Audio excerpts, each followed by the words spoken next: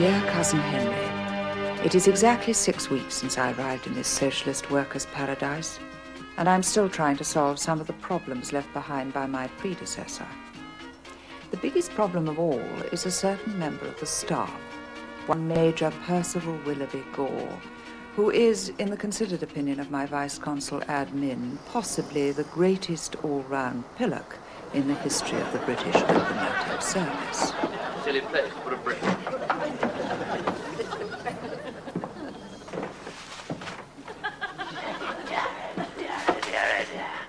Look what's happened to the Consul General's pride and joy. Oh dear, she will be upset, won't she?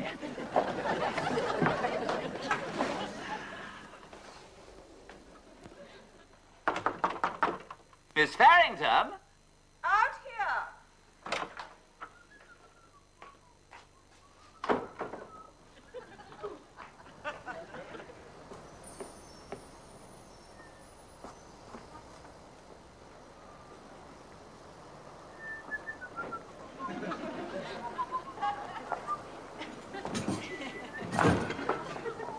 Thing is, good Lord, I don't quite know how to tell you this, but the fact is... Oh, do get to the point, Major. I'm extremely busy this morning. Oh, very well. I'm afraid I've got some rather bad news for you. Oh, no, don't tell me. You've applied for another posting. How are we going to manage without you? Don't worry, it's not me you're going to have to manage without. It's your car. My car? Yes. Now, that is serious. Exactly. Eh? What's happened to it? Someone's pinched the wheels. What? Well, only a couple of them, but it's going to take months to get them replaced. Damn, and I was planning to visit the Vice-Consulate today. Oh, well, you're just going to have to rely on public transport, aren't you? And I can't say I envy you. Oh? Well, 3-hour journey on a clapped-out old charabanc, having to share a seat with a greasy, garlic-eating peasant, the crate of incontinent geese on the way to market. What a delightful picture you paint, Major. Oh, well, there you are. Unless you get your chauffeur to give you a piggyback. Now, why didn't I think of that? You won't need chauffeur now. Your car's out of commission. Well, it's hardly his fault. It's entirely his fault. Oh, look now. I know how much you dislike the man. Dislike him? I don't dislike him just because he's a lazy, scrappy, insolent little dago. Please don't use the word dago in my presence, Major. Well, he's a little crook. That's better. Who doesn't know his place. I warned him about your car. Warned him? Only yesterday. Sanchez, I said, the British football fans are in town, I said. If they can unscrew it, they'll pinch it, I said. Now, you take my advice. You shift that car, I said, to a safe place, I said. But would you listen to me? Obviously not. Well, I'm sorry that you had to be the bearer of such bad tidings. Oh, don't worry. It's my pleasure. Wasn't it just? Well, I suppose I'd better go and have a word with him. Well, I'll come with you. Why? God, I waited years for Sanchez to get his comeuppance, and I want to be there when he does. Oh, come now, Major. Oh, go on. I don't get much pleasure out of life. Don't be a spoil sport. Go on, please. Please. Go on, please. Go on. Oh, there you are, Sanchez. Oh, buenos dias, Excellencia. When you want, we should drive over to the Vice-Consulate. Well, Well, Sanchez, what did I say, eh? What did I say? About what, Capitano? Major, you idiot. About the wheels. Wheels? What wheels? Those wheels, stupido. How do you expect to drive round on those, eh? Come on, tell us. We'd be delighted to know about it. The wheels. The back. Why has this car got all 4 wheels? Well, it won't go too good without them. 5 minutes ago, 3 minutes ago, I could have sworn that... yes, and I will swear any moment now, Major. What is it with you? The male menopause, or a little too much of the grape? Oh, no. I don't know what you hope to achieve by this extraordinary behavior, but if it's a trip back to the UK on the grounds of insanity, you've got it. My office are the only two delighted to sign the certificate. Oh, Miss Farrington, You know something about this, don't you, you greasy little creep? What, Generalissimo? Major, you idiot. I'm going to keep my eye on you, and one false move, just one, and...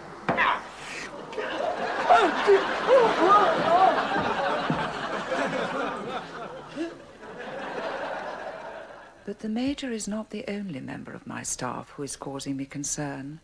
Though she's become a loyal friend and confidant, my aforementioned vice-consul admin, the normally happy-go-lucky Miss Annie Begley, has suddenly started to behave completely out of character. And no one knows why. Buenos dias, señorita Bagley. What's guano about it, fatso? Fashion. What I do, what I say. Hey, amigo, espere un momento. Para usted, mucho gasolina. Muy barato. ¿Te gusta? But to return to my chauffeur for a moment. Major Willoughby Gore is quite right about one thing. Sanchez does happen to be lazy, scruffy and insolent, with more than a touch of larceny about him, too. In a phrase, he has more fiddles working for him than the leader of the London Symphony Orchestra. But the question is, what fiddles, where, and when?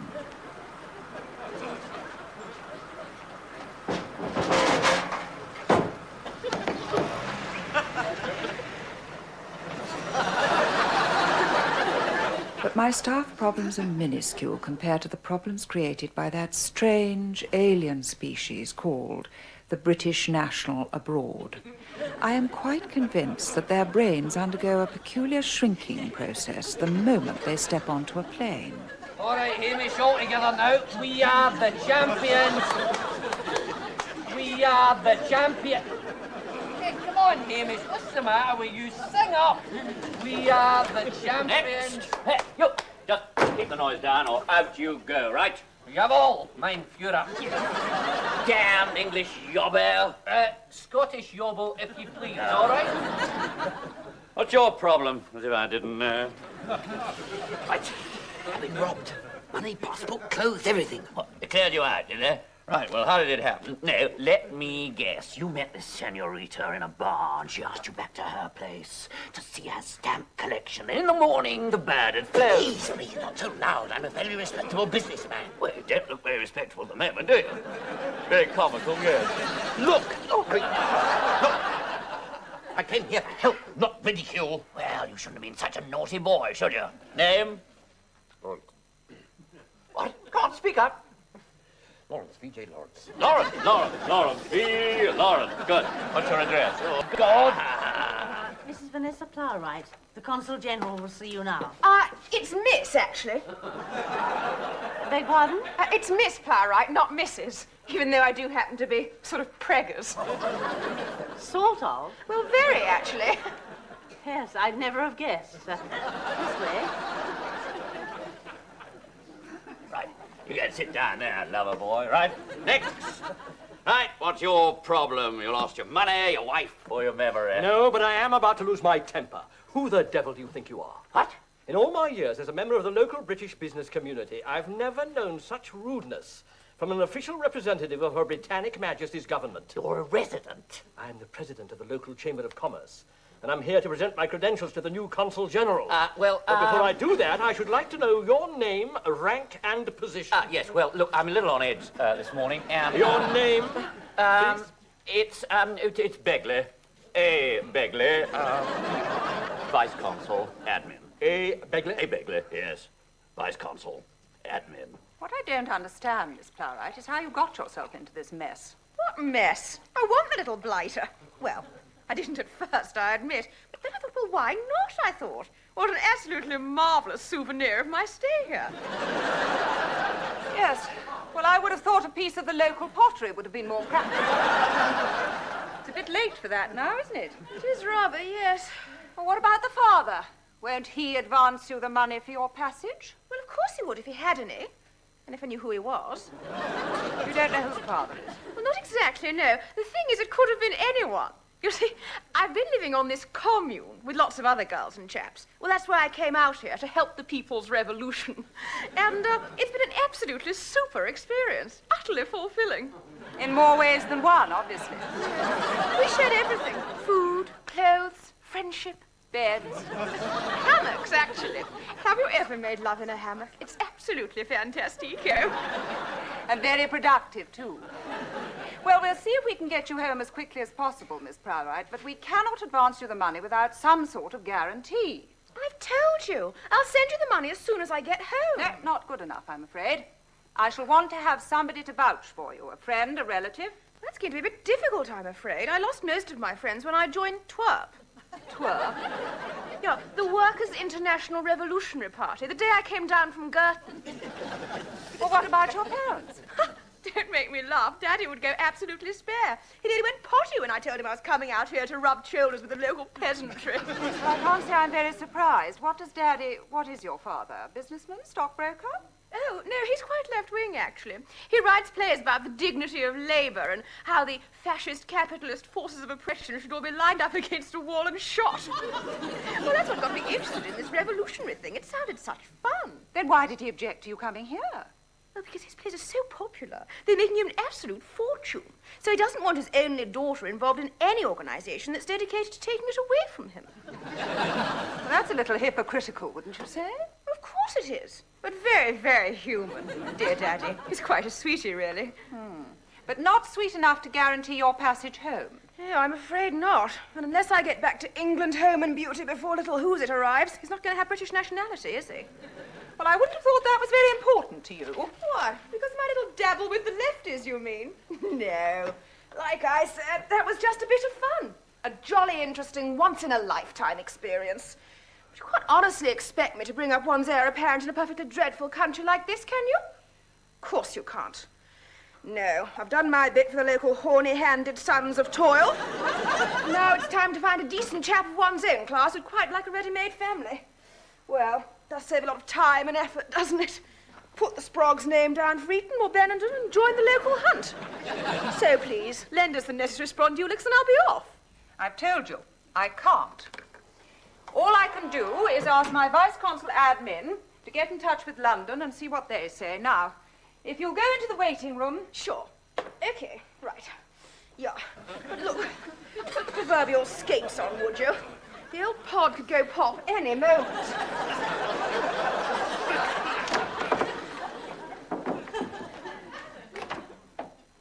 Rang, Miss Farrington. Oh, Annie, stop behaving like the old family retainer and tell me what's the matter. I don't want to talk about it. Well, I do. It's affecting your work. Well, in that case, there's only one thing for it, isn't there? I resign. Annie. Oh, Annie, come back. Annie. My vice-consul admin. And somehow I have this strange feeling that there's still more to come. Yes? Lunch, Excellencia. Oh, good heavens. Is it that time already? Well, serve it on the patio, will you? It's already on the patio. Jolly good. It's all over the patio. What? El Felino, the cat, he tripped me up. I go butty over tita and splat. Bacalao con patatas is no more. You dropped the lunch, oh, really, Sanchez? Oh, I was at Don Felino. I give him such a kick in the pelotas. Yes? You want I should make you a omelet? Sorry to interrupt, but this is for you. What is? Oh, I see. Makes it official. Ah, Miss Farrington, you wanted to see... Ah, well, I'll come back a bit Now, later. hold on, Major, and you, Annie. What kind of omelet would you like? English, French, or Irish? Irish? No eggies. Is it a good joke, eh? No.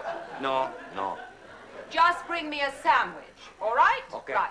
Now, sit down, you two. I think it's time we had a little chat. What kind of sandwich you want? Cheese, egg, ham, jam, fishy paste, tomato? I got it. I make you a mixed grill sandwich. It's very good, okay? Okay. What on earth is a mixed grill sandwich, for heaven's sake? Can't you guess? Oh, no, don't tell me. Egg, cheese, ham, jam, tomato. And fishy paste sandwich. It sounds revolting. It is. Well, I don't know. I think it could be quite tasty. You would. God, you're weird, Percy. I bet you even like school dinners. Well, I did, actually. Especially stewed prunes and sago pudding and lots of custard over my spotted dick. I think I'm going to throw up. Yes. And I'm going to do something much worse, unless you tell me why you've decided to resign. I say, has she really? That is very sad, dear. That's very sad indeed. How will you manage without her? The same as I'm going to manage without you, unless you give me a very good reason why you claim to be Miss Annie Begley when you found yourself in a spot of bother. He did what? Well, I know I shouldn't. I am sorry, but It was the first name that came into my head. Why? Well, I don't know. I don't know what came over me. How about a sudden attack of yellow jaundice? Oh, what the hell does it matter? I'm not going to be here much longer anyway. I see you're just going to walk out of here without telling us why. It's a personal matter. I still think I have a right to know. Well, so do I, Annie. I thought we were good friends. Since when? Well, Well, I'm thinking. Annie? oh, well, I suppose you've got to know sooner or later. Hello, it's me again. Oh, Miss Cartwright, I'm right in the middle of a conference. Oh, well, this won't take long. I just wanted to tell you it's all been sorted out. What has? My passage and everything. Louise is going to pay for it. Louise? This absolutely super chap I met out there, in the waiting room. You've accepted a loan from a man you've met only 5 minutes ago? 10 minutes ago? Maybe even 12. And anyhow, it's not a loan. It's a gift for services about to be rendered. What sort of services? Nothing very much. Will you come in, Louise?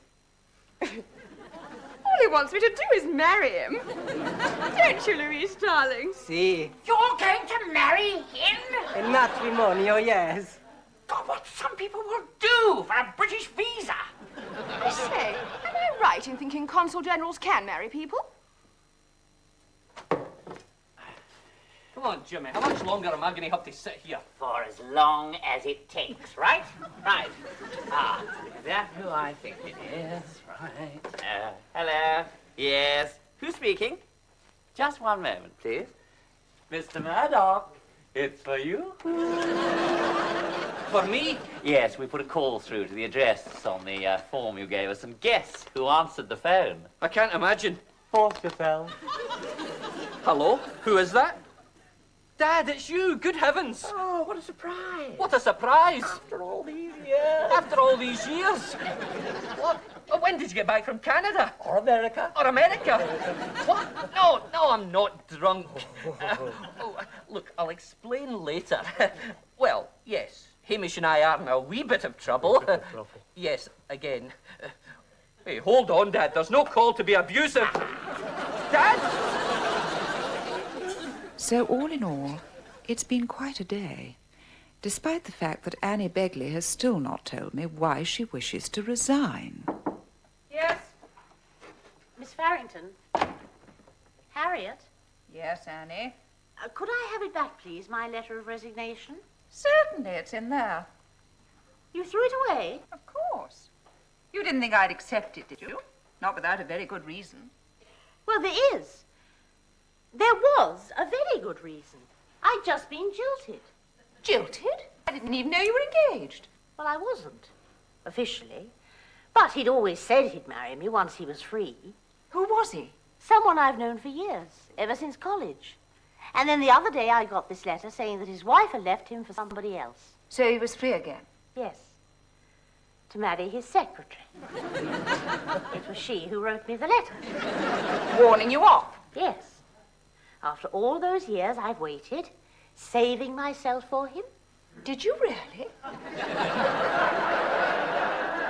Well, now and again. Look, I'm not made of wood, Harriet. Anyway, I've come to the conclusion that he's simply not worth it. And, besides, I might not fancy him after all these years. That's why I'd like my job back.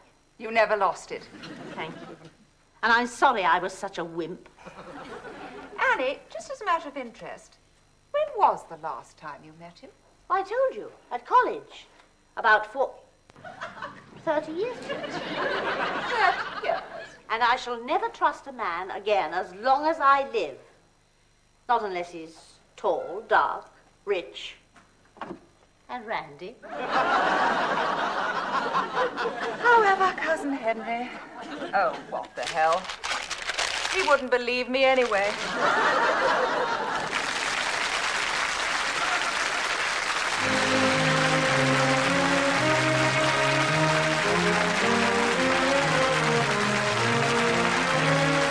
A case of mistaken identity causes ructions at the consulate next Tuesday at 8:30.